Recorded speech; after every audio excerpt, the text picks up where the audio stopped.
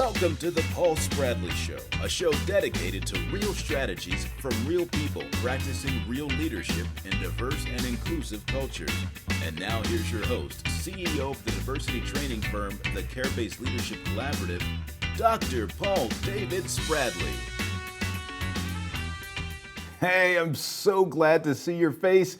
And for those of you who are listening, so glad to hear you breathing, which probably sounds a little creepy, but I'm so happy that you're here. Welcome to the show. My guest today is EricGuy, who's the founder of the Center for Victory, an organization that's committed to empowering people, enhancing cultures, and elevating organizations. Eric has an amazing life story, and he actually wrote a book about his life and the personal and professional philosophies that he lives by. Eric, welcome to the show. Thank you, sir. It's great to be here.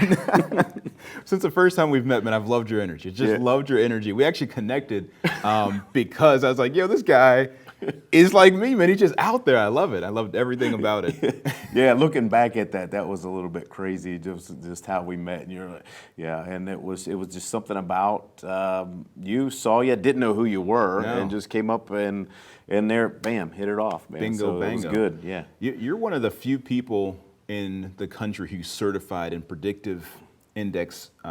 You're a predictive index certified partner. Mm-hmm. What does that mean? That's one of the cool things about what you do, but what does that mean and what does that look like in your corporate space?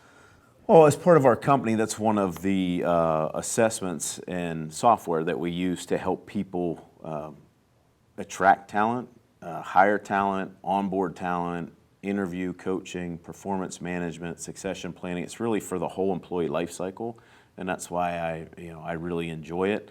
We do other types of assessments, but that's the one that we use the most, and we've had a lot of effect for our clients and the people that use it. How so? Like when you say you had some success and effect, tell me more.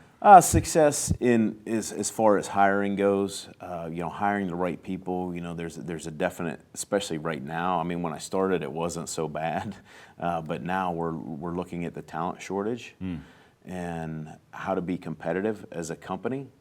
Because people you and I could just go down the street today. If we didn't want to do what we do, we could grab a job at 5, 6, 7 different other places. I mean, I was driving down a side road the other day to get to a client. And before I got to that client, there were 3 different help wanted signs within a half a mile of these companies. Boom, boom, boom, that just need it. So there's such a talent shortage right now. Even if you look back around 2008, 2009, there were 40 applicants for every open position. Wow. Right now, the research is telling us it's about 0.75. What? So this is less than a 1-to-1 ratio. And we're spending all these dollars trying to get the right people.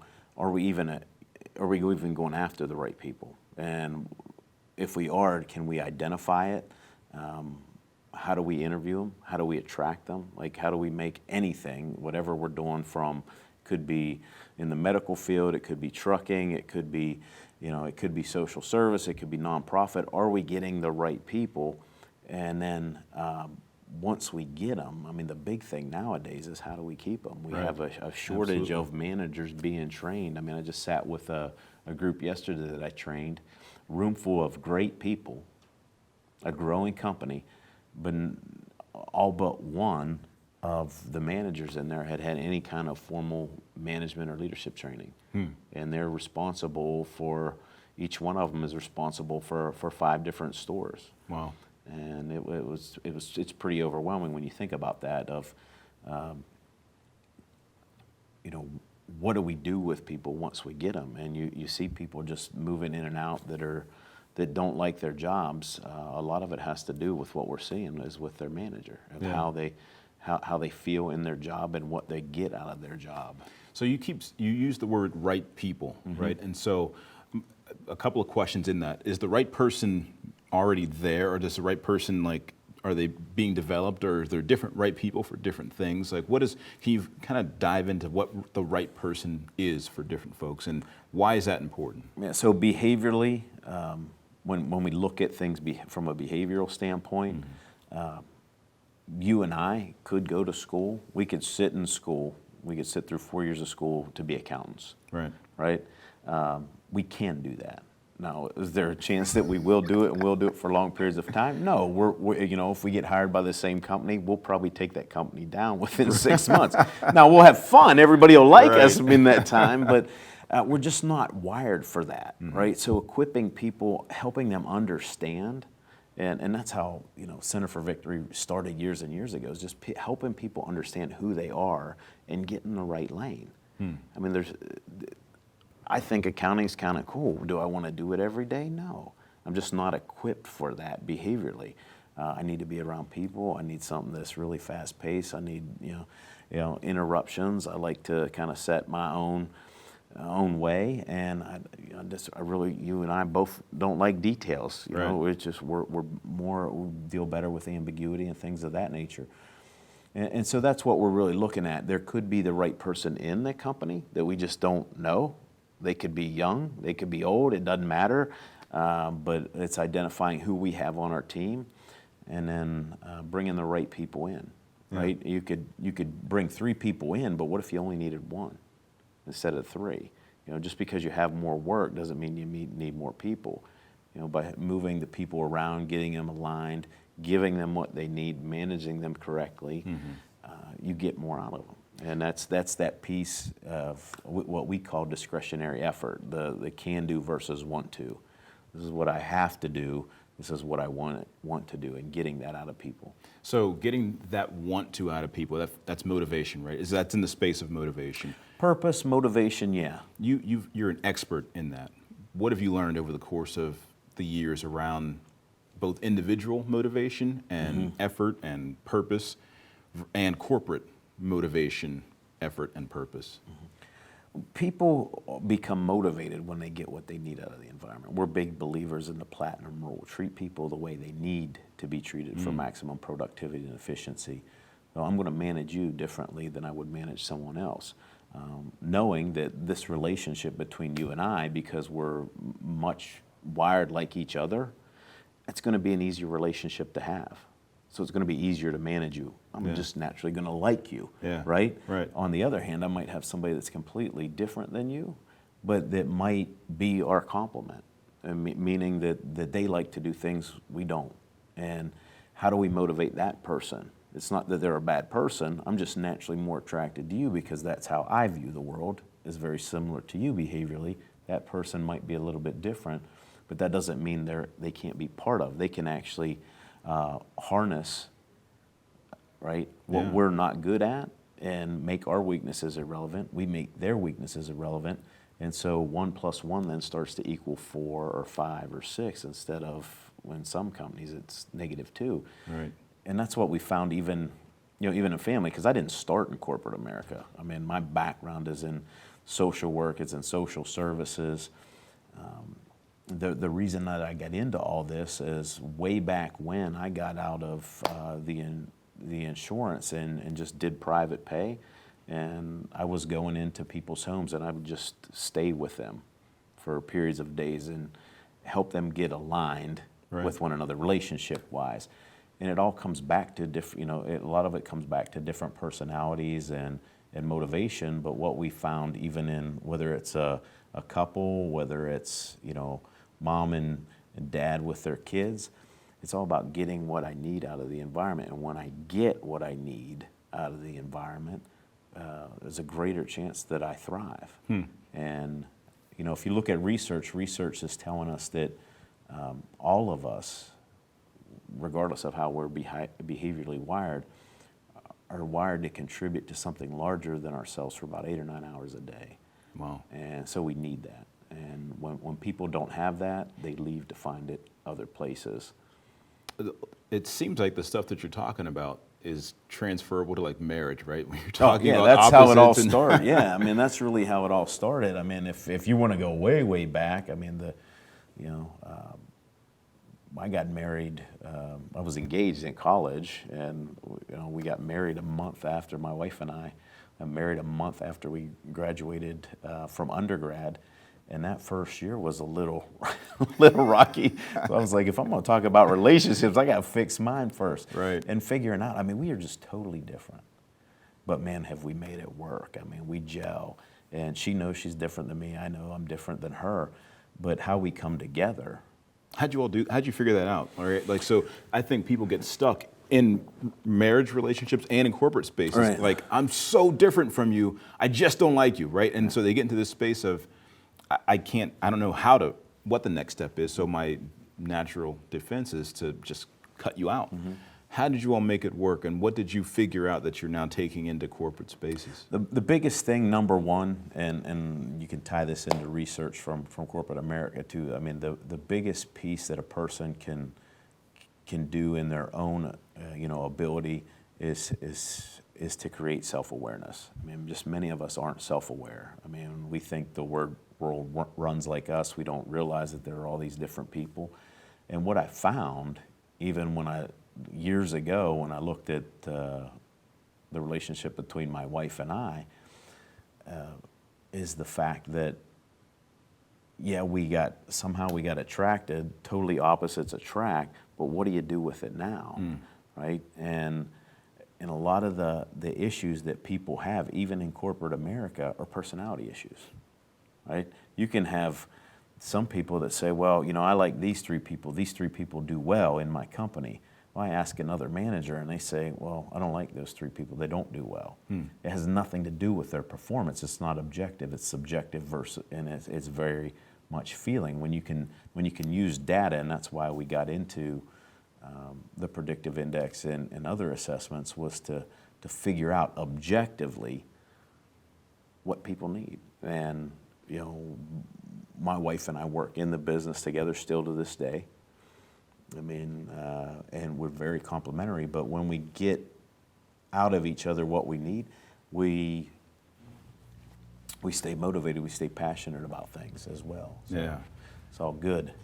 Well, I want to read something from your book, right? So Okay. You're talking about this idea of making things work, right? And kind of what the root of and so in chapter 4 of your book, and so for those of you who are listening, the book is called The Life of Victory, Mastering the Secrets of Choosing Love Over Fear, by the one and only EricGuy. And you say on page 41, you say, a great first step is to look at our own blueprints about others, the assumptions and opinions we've formed around individuals and groups. You go on to say that most of our troubles stem from differing blueprints and the resulting misunderstandings.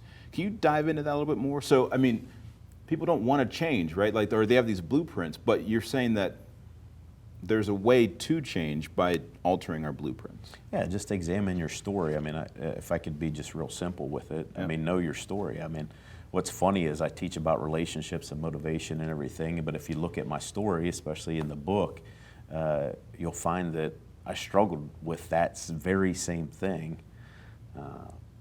throughout my childhood and a little bit of my young adult life, and I wanted to figure that out, like what makes people happy. But I had to examine my story. I had to become aware of that. And many people just take their own blueprint or their own story into every relationship with them, and then they portray that out into the world. And yeah, you talk about your story and some of the struggles. Are you willing to talk about some of those things that you overcame growing up, and what was rough about your background, right? I think the roughest piece of it was the relationship I had with my father, right? And sometimes people read that book and they say, well, you kind of give your father a hard time. And I said, well, I do that because of his story too. I mean, here's a guy that went and served our country in Vietnam, right? Came back and had no services given to him. Wow. Suffered from what we now know to be PTSD, and we're still not doing a good job with our vets with that now. Nope. So you could think back to that years ago in the 70s. And so his blueprint was different. You can see throughout even his story, his intentions were really good and rich, and that's why we tell our story. But there was friction there between he and I. Not only was there friction, again, getting back to the behavioral piece, he and I were wired differently. Right. Like we're just wired differently, and then that struggle through all of that, and one thing after another happening, and where we grew up, and all this and all that, just it was just a ball that accumulated into a story that wasn't good. I mean, I was involved in the probation. I was on probation before I was a teenager. I mean, it's all kind of crazy stuff. But really awakening to the fact that, look, you can be self-aware and then you can choose a different story. And I think many people don't do that. They just hook on to the story they've been told all their life and don't challenge it. And sometimes it's hard. Like I had to give up some of that past story. But I think my big thing in all that, when I first started examining my story, was I just wanted to be happy. Like I felt like I was miserable. And I was like, well, what makes people happy? And that's what really started on that journey of, I just got to change my story. Is your assumption that a lot of people just sort of navigating through life unhappy because they are bringing sort of this, the only world that they know, their story, they're bringing that along with them? Is your assumption that folks are unhappy or that they're not reaching their full potential in many situations? Or what's your I don't know about the unhappy piece, but there are definitely a lot of unhappy people. I just think we just don't know how to be happy. I mean, we don't know how to live without drama. I mean, when you look at us when we're first born, there's not a lot of fear in our environment necessarily until people start telling us what to be afraid of, what to be stressed about. You know, even in the corporate world, you look at, well, I just got to go to work. You got to go to work. You got to go to work. Well, I love going to work. I love doing like what we're doing right now. I love doing this. We could sit here all day and probably record, right? It doesn't feel like work to me. Right. But the stories we've been told around it, the stories we've been told about how to interact with, each other, our wives, our kids, the stories we tell parents about how, teenagers are just miserable. That's not the truth. That's just the story we've told up to this point. I've got 2 kids that are teenagers, and I absolutely love them to death, and I'm probably more of a pain to them than they are to me. I mean, that's just the story we tell. Right. How can we really help one another get out of that story and pursue a new one? Choice, direct function of awareness, but you can't choose it if you're not aware. So. Yeah. I was doing a training last week, and we talked about a very similar concept, this idea that you've had stuff poured into you ever since you were a little kid. And so you have these beliefs and thoughts that you don't even realize are there. And from a space of diversity, equity, inclusion, you have these biases, these things that are just built up, and you say, I don't like this person. I don't know why, but he's tall. I just don't like him. And you figure out you don't like tall people because of something that happened. And so I equated it to the idea of like working out, right? Like people won't, a guy that needs to lose weight can either look at that and lose weight, or he could come up with 4 or 5 sort of core reasons why he won't. He doesn't know where to start, which is where people in this space, I don't know where to start with changing my story. He could say, I don't really see a value in me losing weight. Like, I'm good. I wheeze a little bit when I walk up the stairs, but I don't really see the value in it. So there's no value in the change. He's afraid of looking at himself authentically. Right, like I don't want to step on the scale and see how much I really weigh. Right. And so like these same concepts, I think, apply in this space of changing, right? Because I was going to ask you, what's on the other side of understanding your story? And I think in a lot of spaces it's freedom, right? Like, absolutely. So if I've been taught this one thing, in fact, Albert Einstein has this quote about this: our understanding, our worldview is kind of like being in a prison. Right. Because we only hang out with people that think like us. Like we separate ourselves from the rest, and we only associate with a few folks closest to us. What's on the other side of finding your story? And in your book, you talk about freedom from anger for you. What was on the other side of that? I think you summed it up pretty good. It was just freedom, but it's authenticity, but it's getting around, it's being able to be around other people that live in that same kind of freedom. And get away from drama. Wow. And really have a group of people that just pursue kind of that same thing, and getting out of, well, they need to look like this or that, they need to be this or that. But when we come down to it, I believe everybody wants it. Yeah. And we just think it's so hard. But then when you realize once you go through it, it's that refining process that does create that freedom to be just authentically who you are. And then find out that there are other people like that, maybe not as many, but find that there are other people like that want to do and live the same way, and it just is more. There's just more freedom there. There just feels like there's space, and you live in that. Or the other side of that, if you want to talk about freedom, the other two words I think that I would use is you get to live in abundance and you get to thrive, and that's what everybody is. I believe we were just born and made to thrive, not survive. We're not meant to just survive here. We're not, to use that cliche, we're not human doings, we're human beings. Wow. Right? We're meant to be in abundance. I believe we're meant to thrive, and as the book says, I believe we're meant to be in a place of love, not just with a few people, but I think it's everybody. And if we could understand that, especially now as a culture, I think we would do much better. And this is why I could talk to you all day, right? Because like you've fine-tuned this concept, and it just pours out of everything that you do. There's a young man, there's a young lady listening right now, and they're saying, this sounds great. I really want to take that first step in finding out who I really am, because I think I understand that I've been in this box, if you will, of just this is what I've been told to be.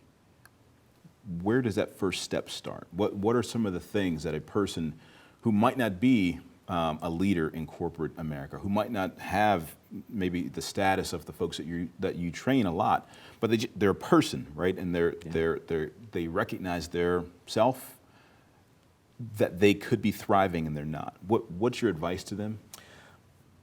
Step number one, definitely I always say step number one is take a walk. And what I mean by that is take a walk and get to know yourself. I mean, I just had to come to the realization of who I was and then what I wanted in a relationship, what I wanted in life, instead of listening to everybody else tell me what I should and shouldn't do, is really take a life and examine who I was. And who you weren't. And who I was not. Yeah, absolutely. I mean, that's the crucial first step. And I would think I would just leave it there rather than, I mean, there's a lot of other things we could attach to that. But I think people just have that hard enough first step. Right. Because I have a lot of people that want to be clients that won't do that first. Right? And so that there's some fear in that of just like, oh, I don't want to do that. Yeah. Right? I don't want to, the analogy you used, I don't want to get on that scale. So whether it's that I'm overweight, whether it's that I suck at relationships, whether it's, I don't like this or that or whatever, I don't want to go back and visit my past, any of that stuff. Right. There has to be that, just walk that you take, so whether it's getting alone, I think you do have to get rid of some distractions. I mean, the thing that I did, way back when in my early 20s was I would just get away and just examine those things over and over again and try to figure out who I was and get okay with myself before I asked anybody to be okay with me. And that's scary, that being okay with yourself, because when you see yourself, you're like, oh man, I've got all these flaws, or I'm so dirty here. And that's been, so my story, when I tell my story, it's come out of that struggle space. Like, when I'm most broken, I would say, okay, this is who I really am. And now that I am admitting that I've got this area of brokenness in my life, that I'm broken here, I can start seeking healing in those broken spaces, but also I'm not hiding anymore, right? Like I was, right, and there's a freedom there. Absolutely. I'm not hiding. Yeah, absolutely, yeah. And what just popped in my head is I really don't think it's a coincidence the day we met that we just bumped into one another. Man, that was a huge conference. It was a huge conference. It was 300 people. Yeah. I think when you get to that space, you start, I like the saying, like attracts like. And when you live in that abundance, when you live in thriving, when you live in love, you start attracting people that validate those same principles. And, it's so fun to live there because you get to experience everything that the world has to offer. Yeah. Because all these fears and biases go out the door. And you're just like, if I'm good with myself and I feel good about myself, I can feel good about somebody else. And I don't have to judge that. I can just let them be who they are because I get back the same thing. Yeah. You talk about attracting people that are like you, but I think one of the things that you've done very well is your light, like you radiate this energy, right? That people are attracted to it. So even folks that aren't like you yet, they could see their potential through you. And you're speaking life into them because you're saying like, look, you have the capacity to thrive. So I think that that's one of the things that you've done. It sounds like even with your kids, like you speak life into teenagers and show them things that they can't see about themselves yet. Yeah, I mean, what we speak to anybody, and there's a chapter in the book, your language of life. I mean, you got to watch what you say. Yeah. And I think, for a parent, or first for a spouse, like what you speak into your significant other radiates back to you. But even when you're having kids, what you speak into them and what they're able to do, you speak either truth or ignorance on them. And we've decided, my wife and I, just to continue to speak truth onto them and tell them what they can do, what they're capable of, not what they should be afraid of and what they're not capable of. And so I just got off the phone with somebody, and they asked me how my kids were doing right before I came in here. Yeah. Because they both off to college last week, and they said, "Are you worried about them?" I said, "No, man, I'm not worried about them. They're blessed and they're highly favored because I spoke that to them with their life. There's no reason for me to sit here and be worried about them when I've spoken 18, 19 years of truth into them all the time." Now, that doesn't mean that it's all sunshine and rainbows. They're going to have, but knowing that not only helps me, but it helps them. That's awesome. And they get to grow up and experience all that. They get to experience, again, going back to that, prosperity, abundance, thriving, and love. That's what they get. EricGuy is my guest. We have to wrap up, but Okay. before we do, I was on your show and you sent me a cowbell. Absolutely. And it says got cowbell. What's the story behind that? And I hope I'm not messing with anyone's ears when I do that. Yeah. What's the story behind got cowbell?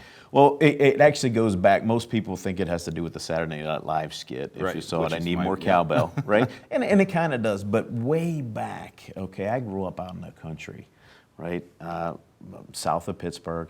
And one of the things that I loved hearing on Friday night, because I played football, one was our band. It was fantastic.